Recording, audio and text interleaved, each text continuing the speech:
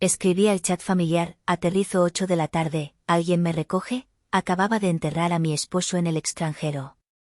Mi hermana, estamos ocupados, pide Uber. Mi mamá, ¿por qué no planeaste mejor? Respondí, no se preocupen. Lo que vieron en las noticias esa noche les heló la sangre. Soy Genoveva, tengo 38 años. Hoy, mi vida como la conocía, o más bien, la vida que desesperadamente intentaba mantener unida, terminó. Pero esta historia no empieza con la muerte de mi esposo Isauro, aunque eso fue el terremoto que derrumbó las paredes. No. Esta historia empieza, como tantas tragedias modernas, con un mensaje de WhatsApp. Estaba a 10.000 metros de altura, en algún lugar sobre el Golfo de México, regresando de Houston. El aire viciado de la cabina olía a café quemado y a desinfectante. Yo olía a hospital, a insomnio y a un dolor tan profundo que ya ni siquiera podía llorar. Tenía los ojos secos, ardientes, fijos en la nublada oscuridad exterior. Hacía exactamente 5 días y 4 horas que Isauro, mi esposo de 40 años, había muerto. Un infarto fulminante mientras dirigía una presentación en la oficina de Houston. Un proyecto que lo emocionaba, un futuro que estábamos construyendo. Y yo, su esposa, tuve que volar sola para identificar un cuerpo que ya no era él. Durante 5 días, navegué sola por el laberinto estéril de la burocracia estadounidense. Firmé papeles en un inglés que apenas entendía, con un nudo en la garganta que me impedía respirar. Organicé la cremación sola, en una ciudad extraña, bajo luces fluorescentes que zumbaban como insectos. Llamé a mi familia, por supuesto que llamé. Necesitaba escuchar una voz conocida, un consuelo. Mi madre, Brígida, fue la primera. Ay, hija, suspiró, y pude escuchar el sonido de su programa de televisión de fondo. ¿Un infarto? Pero si se veía tan sano. ¡Qué barbaridad! Cuando le supliqué que viniera, que por favor tomara un avión, su voz se tensó. Uy, Gen, pero es carísimo volar de última hora. Además, ¿quién cuidará a tu padre Porfirio? Ya sabes cómo se pone con su dominó. Llamé a mi hermana menor, Hermila. Ella es 2 años más joven que yo, pero siempre ha actuado como si fuera la única hija. Gen, qué horror, dijo, pero su voz sonaba distraída. ¿Ya hablaste con el seguro? Porque esas cosas son un lío. Cuando le pregunté si podía venir, soltó una risita nerviosa. Ay, hermanita, estoy con los niños, ya sabes cómo son las clases de natación y las tareas. Imposible salir así. Pero te mando muchas bendiciones. Mi padre, Porfirio, simplemente guardó silencio en el teléfono, como siempre. Así que lo hice sola. Sola recogí las cenizas de mi esposo. Sola empaqué su apartamento alquilado, doblando sus camisas, oliendo su loción en una almohada, sintiendo como mi mundo se hacía pedazos. El vuelo de regreso se retrasó 3 horas en Houston. 3 horas más en el limbo. Cuando finalmente anunciaron el descenso a la Ciudad de México, saqué mi teléfono y pagué por el costoso wifi del avión. Solo necesitaba una cosa. Un pequeño acto de humanidad. No quería estar sola un segundo más. Abrí el chat grupal, Familia Dávila. Genoveva, vuelo demorado. Aterrizo a las 8 de la tarde en la T2. ¿Alguien puede recogerme? Por favor. No me siento bien. Tecleé las palabras con dedos temblorosos. Por favor. No me siento bien. Era lo más vulnerable que había sido con ellos en años. Vi las 2 palomitas azules. Lo leyeron. Mi madre. Mi padre. Mi hermana. El silencio duró 10 minutos. 10 minutos en los que contuve la respiración, mirando la pantallita mientras el avión descendía bruscamente. Entonces, el primer mensaje. De Hermila. Hermila, Gen, estamos ocupados. Tenemos una cena importante con los vecinos. Pide un Uber, ¿no? Ya estás grande. Sentí una bofetada. Literalmente. Un golpe invisible que me sacó el aire. Ya estás grande. Tenía 38 años y acababa de enviudar. Antes de que pudiera procesarlo, llegó el segundo mensaje. De mi madre. Brígida, hija, Hermila tiene razón. Además, ¿por qué no planeaste mejor? Nos hubieras dicho la hora exacta desde ayer. ¿Por qué no planeaste mejor? Como si la muerte de mi esposo fuera un inconveniente logístico, una mala gestión de mi parte. Me quedé mirando la pantalla. Las luces de la Ciudad de México se extendían debajo de mí como un mar de diamantes indiferentes. Y sentí, nada. No rabia. No tristeza. Sentí un vacío frío, absoluto. Como si la última llama de esperanza dentro de mí se hubiera extinguido. Con una calma aterradora, tecleé mi respuesta. Genoveva, no se preocupen. Lo resuelvo. Apagué el teléfono. El avión tocó tierra. Y yo había aterrizado en una realidad completamente nueva. Lo que ellos no sabían era que, por su negligencia, por esa cena con los vecinos, nuestras vidas estaban a punto de hacerse públicas de la peor manera posible. El avión carreteaba hacia la terminal y yo cerré los ojos, pero el sueño no vino.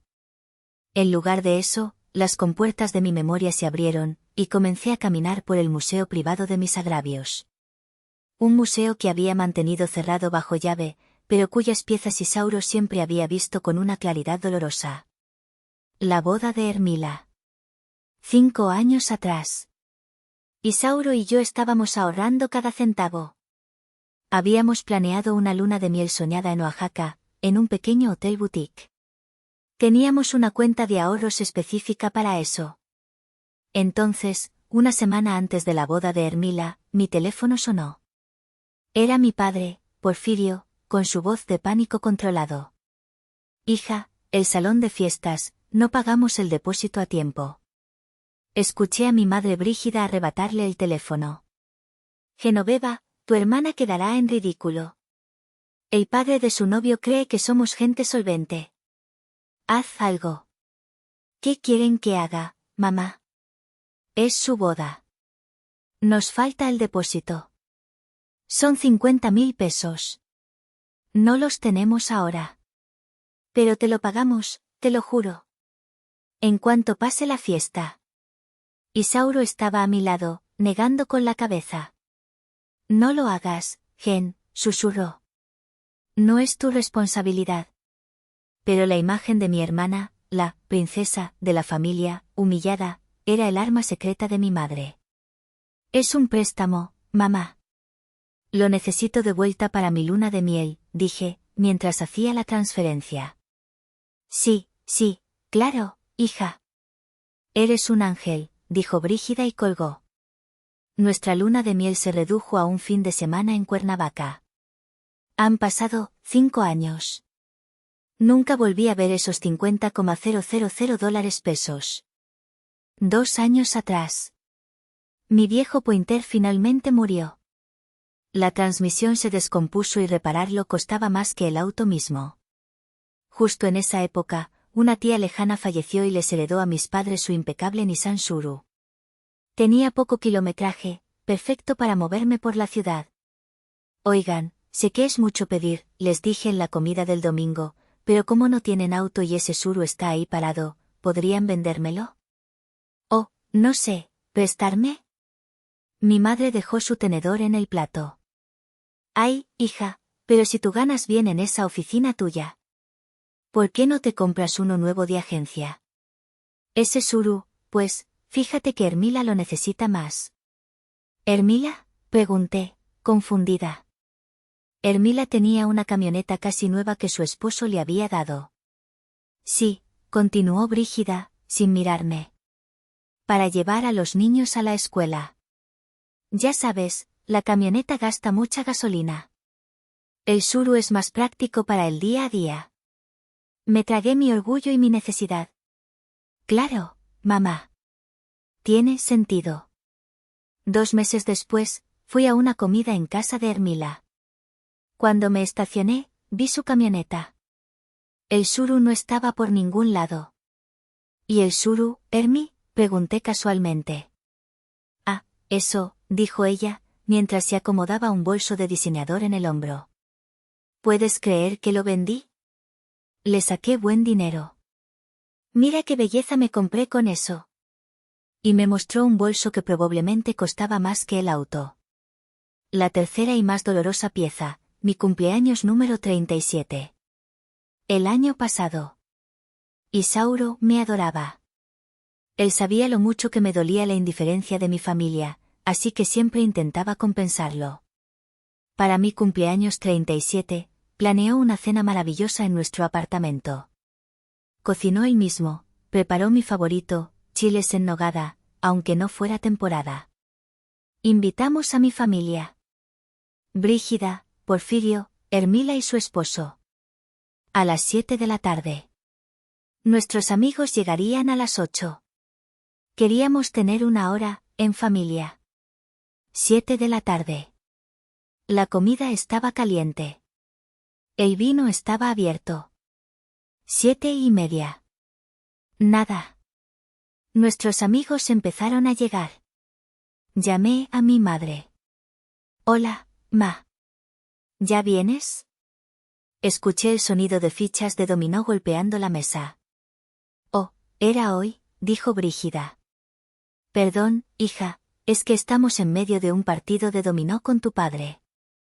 Voy ganando. Llegamos más tarde, no te preocupes. Nunca llegaron. Hermila envió un mensaje de HBD por WhatsApp a las 12:30 de la noche, probablemente de camino a casa desde alguna fiesta. Esa noche, Isauro me abrazó mientras yo lloraba en silencio en la cocina, recogiendo los platos de chiles en nogada que nadie de mi familia había probado. Mi amor, me dijo, limpiando mis lágrimas con sus pulgares. Su voz era firme pero llena de amor. Deja de ser su red de seguridad. Deja de ser su cajero automático y su solucionadora de problemas. No puedes prenderte fuego solo para mantenerlos calientes a ellos. Y ahora, él ya no estaba. El avión se detuvo por completo en la puerta T2. Las luces de la cabina se encendieron bruscamente. Tenías razón, Isauro, susurré al vacío. Tenías tanta razón. La red de seguridad estaba rota. Y la única que se estaba quemando era yo. Eran las 9:30 de la noche cuando finalmente salí de la zona de aduanas del Aeropuerto Internacional de la Ciudad de México. El proceso fue una tortura borrosa. Tuve que pasar por el filtro de bienes por declarar, porque traía las cenizas de Isauro en una urna de madera de cedro, y además, 2 maletas enormes y una caja de cartón sellada con cinta adhesiva. La caja contenía sus cosas personales, sus cuadernos de trabajo, las fotos que teníamos en el apartamento de Houston, su reloj favorito y el suéter azul que yo le había regalado. Los agentes de aduanas, al ver el certificado de defunción y mis ojos hinchados, fueron amables, pero el proceso fue lento.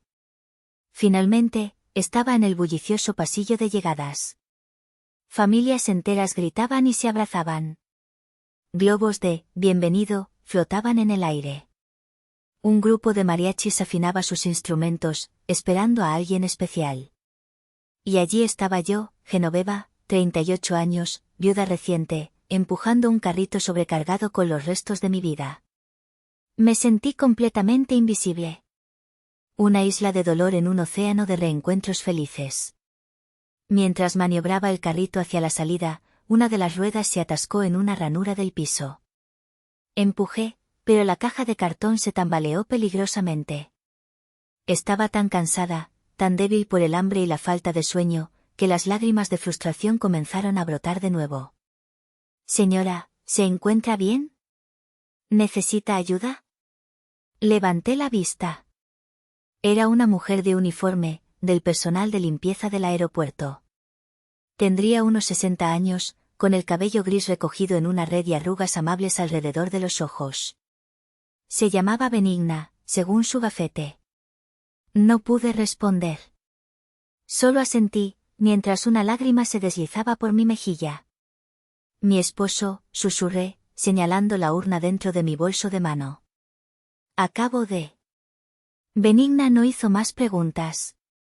Su expresión se suavizó con una compasión que no había recibido en días. Puso su mano callosa sobre la mía por un segundo. «Ay, mi niña», dijo en voz baja. «Estas cosas no deberían pasarle a nadie». Sin decir más, agarró el carrito y me ayudó a maniobrarlo hasta la acera, esquivando a la multitud. «Aquí es la zona de Uber, hija». «¿Vienen por usted?» Tragué saliva. «No, mi familia, está ocupada». Benigna frunció el ceño, una arruga de indignación apareció entre sus cejas. Pero solo suspiró y me dijo, «Pida su coche». «Yo le espero aquí». Y esperó. Se quedó conmigo 5 minutos, en silencio, bajo la fría luz de los postes del aeropuerto, hasta que mi Uber llegó. Me ayudó a subir las maletas pesadas al maletero. «Que Dios la cuide, señora». «Y que le dé fuerza», me dijo, antes de cerrar la puerta. El viaje en Uber costó casi $400 . Eran las 9:45 de la noche. El conductor, un hombre llamado Fidencio, intentó ser amable. «¿Viene de viaje de placer o de trabajo?» «De Houston», respondí, mirando por la ventana. «Ah, Houston. Dicen que es bonito». «Yo nunca he salido de México». «Pero ¿sabe qué? Como nuestra ciudad no hay dos». Asentí, incapaz de formar palabras. Él pareció captar mi estado de ánimo y, afortunadamente, puso música instrumental suave el resto del camino. Llegamos a mi edificio en la colonia Narvarte a las 10:15 de la noche. El edificio estaba oscuro. Fidencio, un alma buena, insistió en ayudarme a subir las maletas por los 2 tramos de escaleras hasta mi apartamento. Le di una propina generosa. «Gracias», le dije. «De verdad». «No hay de qué, señora. Cuídese mucho». Vi sus pasos desaparecer por la escalera y me quedé sola frente a mi puerta. Metí la llave en la cerradura. El apartamento me recibió con una bofetada de aire frío y viciado. Estaba oscuro como una tumba. Lo primero que noté fue el correo. Una pila de cartas y recibos se desparramaba por debajo de la puerta. Le había pedido a Hermila que pasara a recogerlo. Obviamente, no lo hizo. Encendí la luz del recibidor y un escalofrío me recorrió. Hacía más frío adentro que afuera. Claro, pensé. El calentador. Le había suplicado a mi madre, Brígida, el día anterior. «Mamá, por favor, ve a mi apartamento y asegúrate de que el piloto del calentador esté encendido. Voy a llegar muy cansada y va a hacer frío».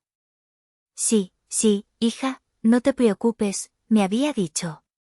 Fui a la cocina. El piloto estaba apagado. No había agua caliente. No habría calefacción esa noche.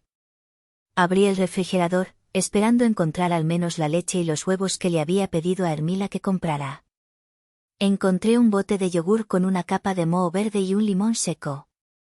El olor agrio me revolvió el estómago vacío. Cerré la puerta. Me sentí completamente derrotada. Arrastré las maletas al dormitorio. La cama que había compartido con Isauro durante 10 años me pareció un monumento a una vida perdida. No podía dormir allí. No esa noche. Agarré una cobija del armario, me hice un ovillo en el sofá de la sala, y, por primera vez en 5 días, me permití colapsar. Todavía con el abrigo puesto, temblando de frío y de dolor, lloré hasta que mis ojos no pudieron producir una lágrima más, y caí en un sueño pesado, más parecido a un desmayo. Desperté sobresaltada. El reloj digital en la pared de la sala marcaba la 1:04 de la madrugada.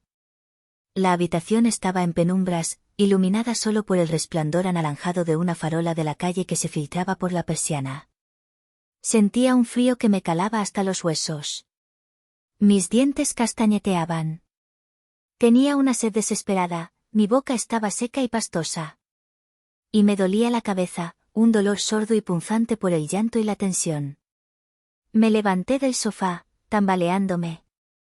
Mis piernas estaban entumecidas. Agua, pensé. Solo necesito un vaso de agua y tal vez una aspirina. Caminé a oscuras hacia la cocina, con los brazos extendidos para no tropezar. Conocía esta casa como la palma de mi mano. O eso creía.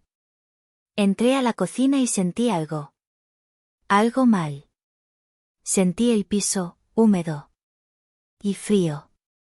¿Qué diablos?, murmuré. Busqué a tientas el interruptor de la luz y lo encendí. La luz fluorescente parpadeó una vez y luego iluminó la escena. Jadeé. Un enorme charco de agua se extendía desde la base del viejo refrigerador, cubriendo casi la mitad del piso de la cocina. No era una inundación, pero era un desastre resbaladizo. ¿El refrigerador?, gemí. Les pedí que lo revisaran. Hacía meses que hacía un ruido extraño y goteaba. Le había dado dinero a mi padre Porfirio para que llamara a un técnico mientras yo estaba en Houston. Claro, hija, yo me encargo, me había dicho. Aparentemente, encargarse significaba no hacer nada. Estaba furiosa, pero sobre todo, estaba agotada. Viendo el charco, solo podía pensar en el peligro de resbalar. Primero el agua, luego el dolor de cabeza, decidí. Busqué un trapo de limpieza en el armario debajo del fregadero.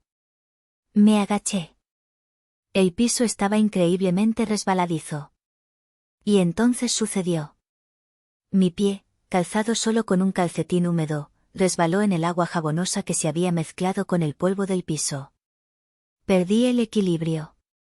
Mis brazos se agitaron en el aire, buscando algo de que agarrarse, pero no encontraron nada. Caí hacia atrás. Con fuerza. Mi cabeza golpeó el borde de la barra de la cocina. El golpe fue seco, un sonido sordo y nauseabundo. Sentí un dolor blanco y cegador que explotó detrás de mis ojos. Y luego, nada. Oscuridad. No sé cuánto tiempo estuve inconsciente. ¿Segundos? ¿Minutos? Volví en mí con el sonido de un pitido agudo en mis oídos.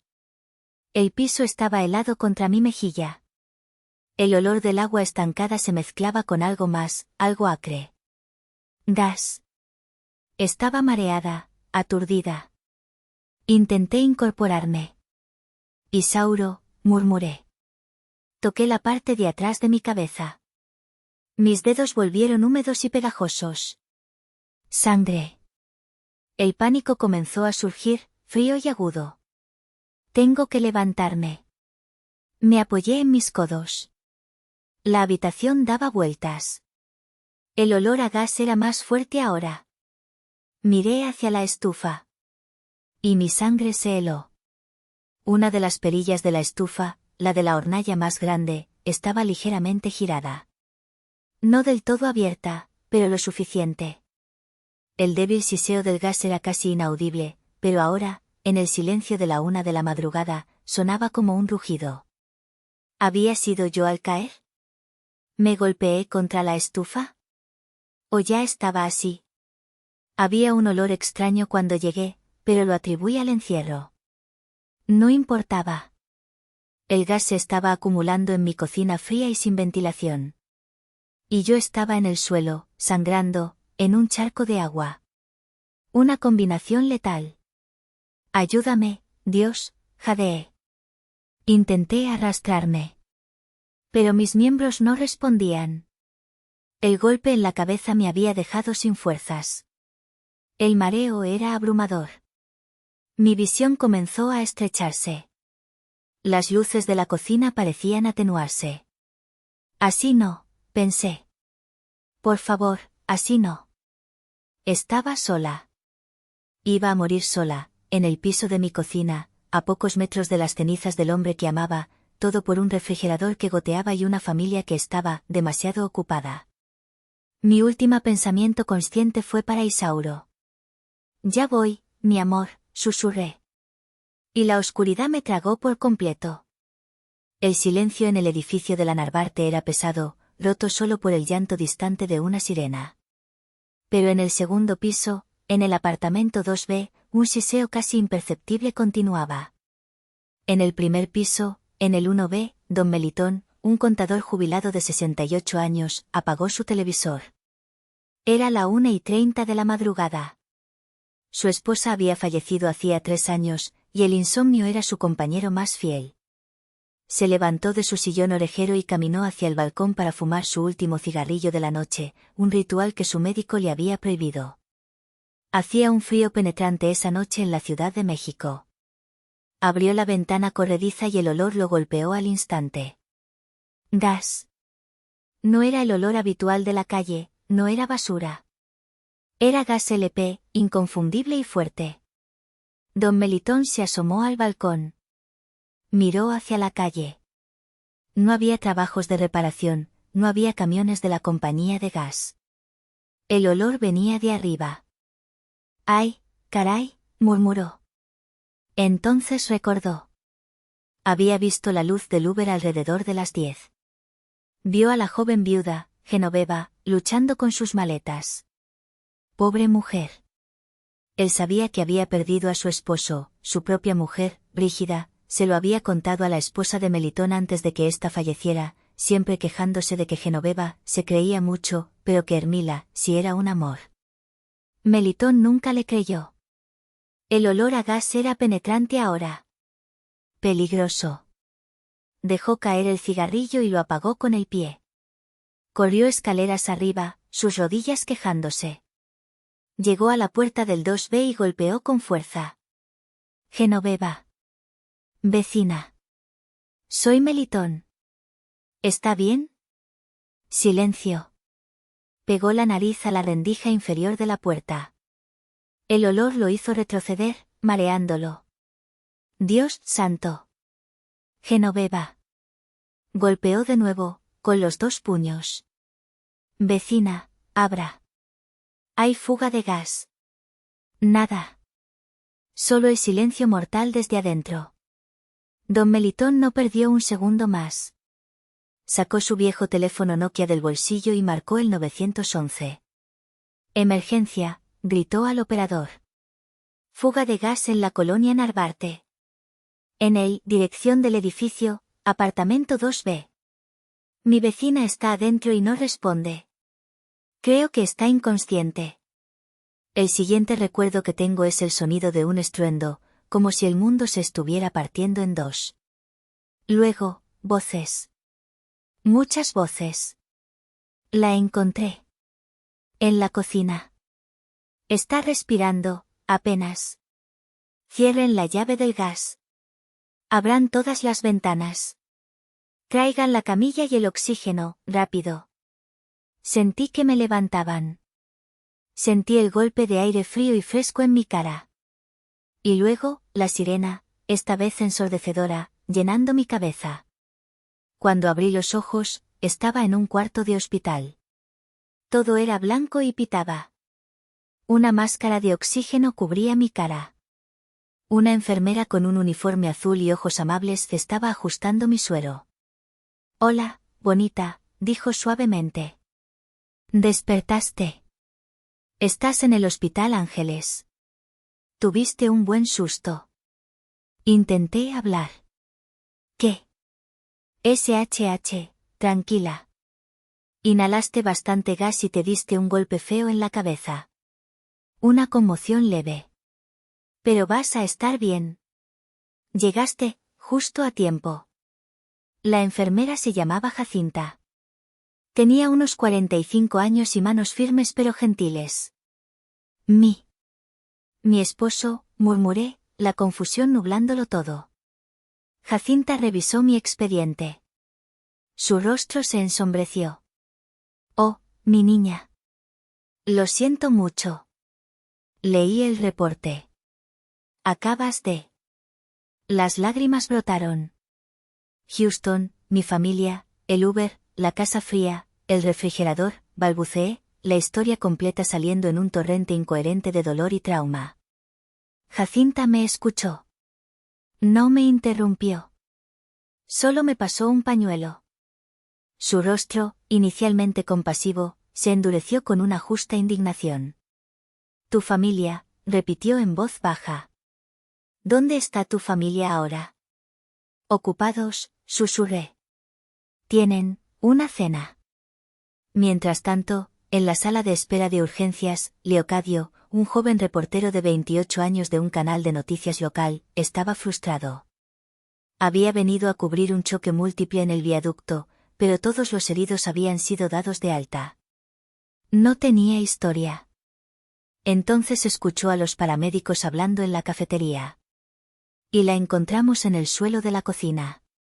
Gas por todos lados. Un milagro que el vecino la oliera. Pobre mujer, acaba de enviudar. Llegó de Houston anoche. ¿Sola?, preguntó otro. Solísima. Aparentemente la familia ni sus luces. El instinto de Leocadio se disparó. Esto era una historia. Una historia humana. Fue a la recepción de urgencias. Jacinta estaba allí, llenando papeles, su rostro todavía tenso de ira. Leocadio se acercó. Disculpe, enfermera. Soy Leocadio, de Canal 6. Oí sobre la paciente de la fuga de gas. ¿Está estable? Jacinta lo miró con desconfianza. Está descansando. Es una mujer fuerte. Escuché que su familia no está con ella. Jacinta suspiró, y tomó una decisión. Su familia, dijo con veneno, le dijo que pidiera un Uber cuando llegó del funeral de su esposo. Leocadio casi deja caer su grabadora. ¿Qué? En ese momento, el teléfono celular de Genoveva, que los paramédicos habían metido en una bolsa de evidencia junto con su bolso, vibró sobre el mostrador. La pantalla se iluminó. Era una notificación de WhatsApp. Un mensaje nuevo en el grupo, Familia Dávila. Tanto Jacinta como Leocadio lo vieron al mismo tiempo. Hermila, deja de ignorarnos. ¿Ya te calmaste de tu berrinche? Eran las 3 de la madrugada. El mensaje era de hacía 10 minutos. Un berrinche. Leocadio miró a Jacinta. Jacinta lo miró a él. Ella no dijo nada.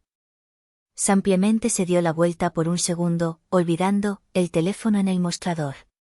Fue todo lo que Leocadio necesitó. No tocó el teléfono, pero su propia cámara de celular fue rápida.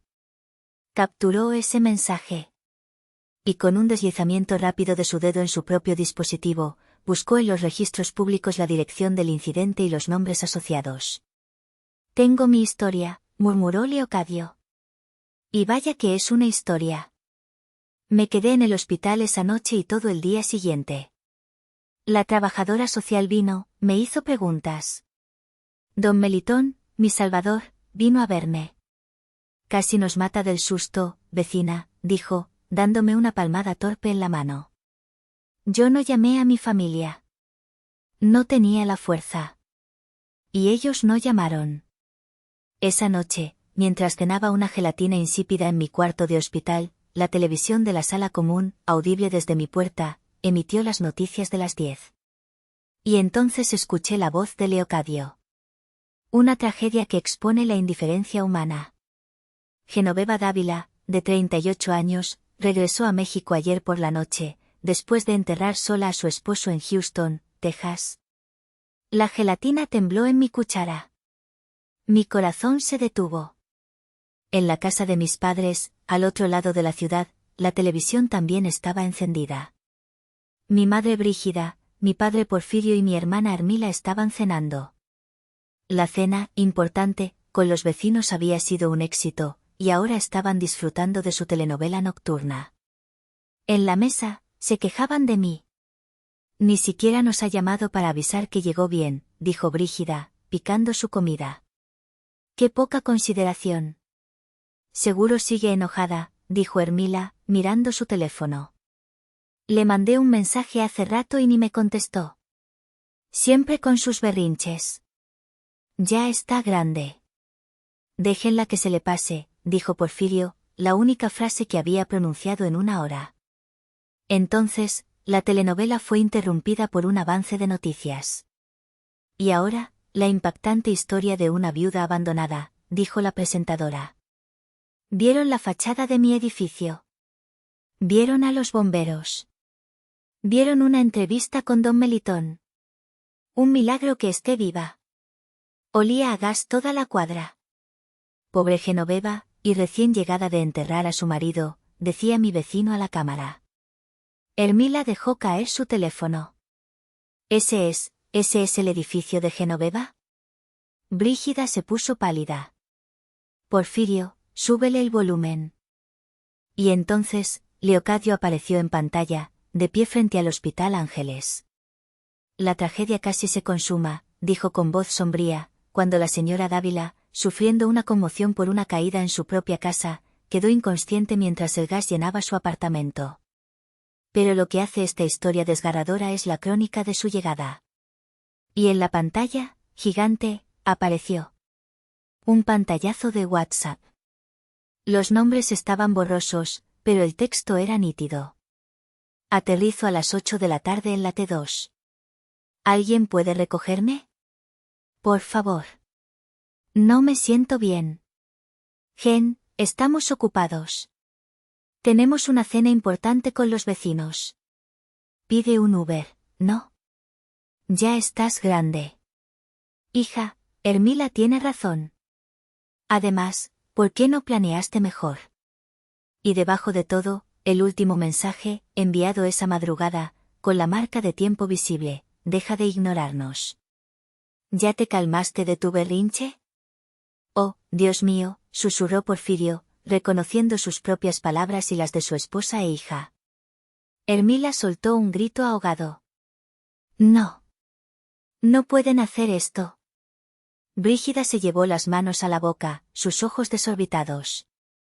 Nos van a ver todos. Mis amigas del club. La familia de tu esposo, Hermila.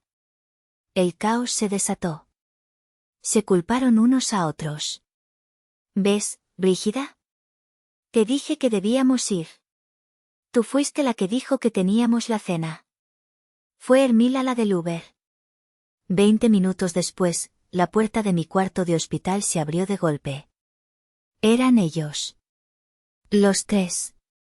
Pálidos, despeinados, con los ojos llenos de pánico.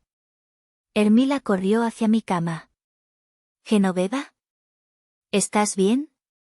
Ay, hermana, qué susto. Intentó abrazarme, pero levanté una mano. Genoveva, gritó Hermila, su voz histérica. Tienes que llamar a ese canal. Tienes que decirles que es mentira. Están arruinando mi reputación. Mis amigas ya me están mandando mensajes. Esto es tu culpa. ¿Mi culpa?, repetí, mi voz saliendo en un susurro ronco por el oxígeno. Esto es un completo malentendido, intervino Brígida, tratando de recuperar el control. Su voz de madre de sociedad estaba temblando. Siempre te hemos apoyado. ¿Cómo te atreves a hacernos esto? A exponernos así. ¿Hacerme, ustedes?, dije, y por primera vez en días, sentí que la niebla se disipaba. Los miré. A mi hermana, temblando de ira egocéntrica. A mi madre, preocupada por el qué dirán. A mi padre, parado junto a la puerta, incapaz de mirarme a los ojos, como siempre. En ese momento, la enfermera Jacinta entró. Gracias a Dios, Jacinta. Disculpen, dijo, con una voz de acero. La paciente necesita descansar. Las horas de visita terminaron. Somos su familia, espetó Brígida. Lo sé, dijo Jacinta, mirándola fijamente. Vimos las noticias. Genoveva respiré hondo. El oxígeno me dio fuerza. Miré a mi familia. No había lágrimas. No había ira. Solo, un vacío inmenso. Yo no hice nada, dije, mi voz sorprendentemente firme. Ustedes escribieron los mensajes. Ustedes olvidaron que existo. Ustedes olvidaron el refrigerador, olvidaron el calentador. Ustedes me dejaron sola. Pero estábamos ocupados, gritó Hermila, como si esa fuera una defensa válida. Era una cena importante. Con gente importante. La miré. Y pronuncié las palabras que sellarían nuestro destino. Yo estaba enterrando a mi esposo, dije, en voz baja pero cortante. Supongo que mi tragedia no era tan importante como tu cena. El silencio en la habitación fue absoluto. Hermila retrocedió como si la hubiera abofeteado. Jacinta carraspeó. Señora Dávila, dijo formalmente, la trabajadora social ha estado aquí. Ha coordinado ayuda comunitaria. Don Melitón y otros vecinos se han ofrecido a ayudar. Una compañía local reparará su apartamento sin costo. Y un hotel cercano ofrece una habitación temporal mientras tanto. No tiene que ir con ellos, si no quiere. Brígida dio un paso adelante, recuperando su arrogancia. Por supuesto que vendrá con nosotros. No seas ridícula. Somos su familia. ¿Qué van a decir todos si te vas a un hotel? ¿Ahora te importa lo que digan todos, mamá?, pregunté. Miré a mi madre, a su rostro distorsionado por el pánico social. Miré a mi hermana, que me veía con odio, como si yo le hubiera hecho algo a ella. Miré a mi padre, que seguía estudiando el suelo. Por primera vez en mi vida, los vi claramente. No como mi familia, sino como las personas que eran. Extraños egoístas. No, dije. ¿Qué?, dijo Brígida. No. No iré con ustedes. Me volví hacia Jacinta. Acepto la ayuda de los vecinos. Me voy con la ayuda de don Melitón. Me dirigí a mi familia por última vez. Elijo la amabilidad de los extraños, dije, sobre la crueldad de mi familia. Se quedaron helados. Estupefactos. Brígida intentó hablar, pero no le salían las palabras. Hermila me miraba con puro veneno. Mi padre, finalmente, levantó la vista. Vi algo en sus ojos. ¿Vergüenza? Era demasiado tarde. Jacinta les abrió la puerta. Por favor. Ahora. Salieron de mi habitación como zombis, empujados por la ola de su propia vergüenza pública. Me quedé sola en el silencio del hospital. La máquina de pitidos era el único sonido. Genoveva, la viuda. La huérfana por elección.